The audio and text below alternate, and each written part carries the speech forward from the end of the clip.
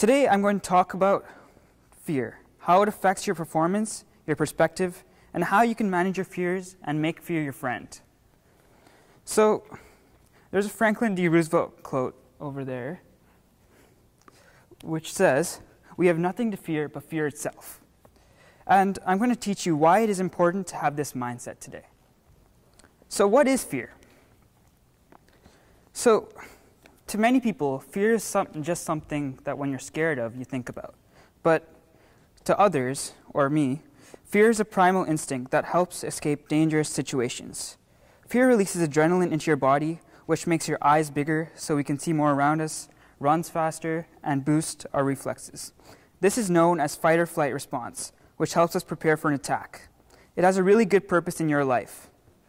It pushes away rhyme or reason because it fuels the belief that someone or something is dangerous or risky with the chance of failure or consequence, for example, in a fight or another dangerous situation. Fear creates an enlarged image of perceived danger, which is only beneficial in a very select group of situations. For example, you wouldn't want to be able to run faster when you have stage fright. So this year, our inspiration was this quote by the Aga Khan. In it, he talks about encounters between individuals and cultures. How does fear impact our encounters with others and within ourselves? The impact of fear.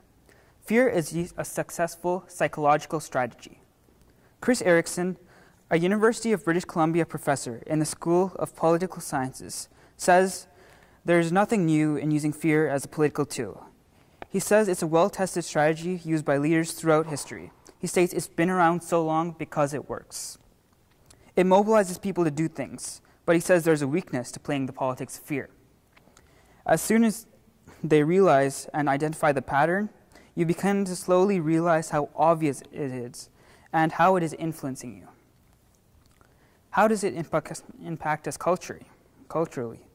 So realizing this importance of this weapon, conquerors and dictators have used fear as political means to make people submissive and obedient. So the Romans and Mongols mercilessly butchered whole populations in occupied towns as a warning to others to surrender. They were successful because seeing this bloodshed, these cities and towns laid down their arms and opened the gates to invaders to save themselves from death, torture, and destruction, because they were afraid the same would happen to them. Those who resisted or challenged the rules were punished publicly by floggings, hangings, or beheadings in public, and as a warning to others, displayed the dead body of the rebel or his beheaded head. And that is a tactic that many terrorists use to promote and fully utilized fear to keep people under their control. So, I have a story about when I was doing my kicking drill. So I stepped up, my horizontal body going up and down precisely 30 times before being asked to sit down again. I sat patiently, as my fitness test was one of the last hurdles before I completed a 5-year-long goal, my black belt. I get called to do a kicking drill, a variety of kicks you perform which must hit the target in order to pass. I miss a kick, and then another. Sweat drips down my face. My instructor avoids eye contact and asks me to sit down. After the test is over, he tells me I have to retake the test with one other person. Next week, I shudder in anticipation. I complete the drill and pass the test and get my black belt. Well, not right away, but I eventually do. But unfortunately, the other guy doesn't make it.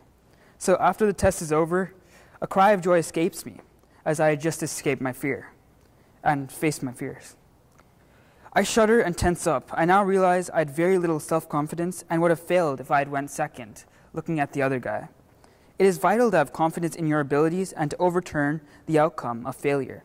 When you lack confidence, a seed of doubt lingers in your mind, and you must learn to be confident in order to evade it, and not let it grow and implant itself into your head forever. What would have happened if I had given into this fear? I would have fell into instantaneous depression and may not have even continued martial arts altogether. For others, it can lead to self-paralysis or worse, suicide.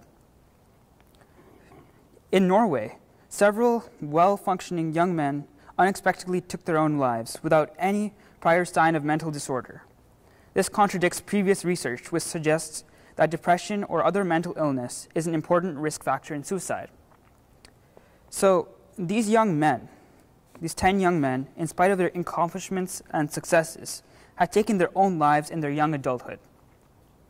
So their main findings suggest that these young men compensated for this lack of self-worth by exaggerating the importance of success, developing a fragile, achievement-based system where they based on self-esteem, which left them vulnerable in the face of rejection and the perception of failing.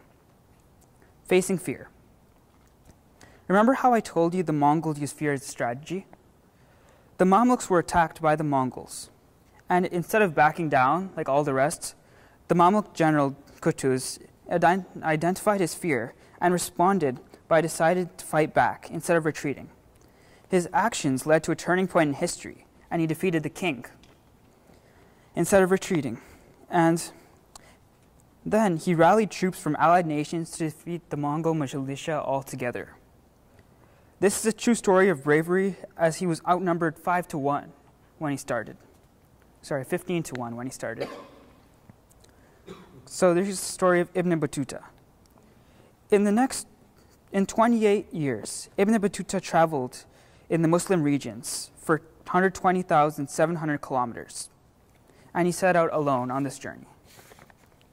He lost his possessions many times. He was often saved by kindness of others and by his own resourcefulness. And he was stripped by pirates, chased through swamps, reduced to using his shoe as a bucket. And when someone asked him who he was, he said he was a man astray. And the man then he was carried to a local hospital because he was fainting with exhaustion from this journey. But despite all this, he still completed this journey. And all these struggles, he did not give in to fear, and he kept going. So I have a personal story, not quite as intense as this one, but so my story was when me and my friends went snowboarding on the mountain. We were constantly seeking new challenges, and I stumbled across an obstacle similar to this one. It's like a box. My mind, when I tried to approach it, my mind retreated and my body followed. I stayed away from it because I thought I couldn't do it. Then I finally mustered up enough courage to attempt it. I was scared and ready, but not mentally prepared. My muscles went rigid and my eyes widened as I shrieked, but no noise came out. The next thing I knew, I heard a thud and I clutched my lip. That was the end of my day. The next time I tried it, I was more cautious, yet I still fell. So the next time, I told myself I'm going to fall, so I might as well commit. I did it. I realized that I wasn't scared of the obstacle, but scared of falling. Once I fell, I wasn't scared anymore. At some point, I told myself I was scared of the obstacle, and I kept falling. When I told myself I'm going to fall, so I might as well commit, is the moment I unconsciously named my fear of falling. And I reprogrammed my brain. I said, might as well commit. Then I took action to go against the fear, and I committed and took the chance, and I didn't fall. You don't have to do it all at once, but each time I fell, I became more conscious that the fear was less and less dangerous. So I was watching a talk, and the point was similar to a person named Olympia Lepointe. And she also said that fear comes in our mind in the middle of challenges. If we do not have a way to reprogram our brains to overcome fear, we will never be successful at our own personal missions. She has a 3-step method using key decisions. She first said name and reject your fear.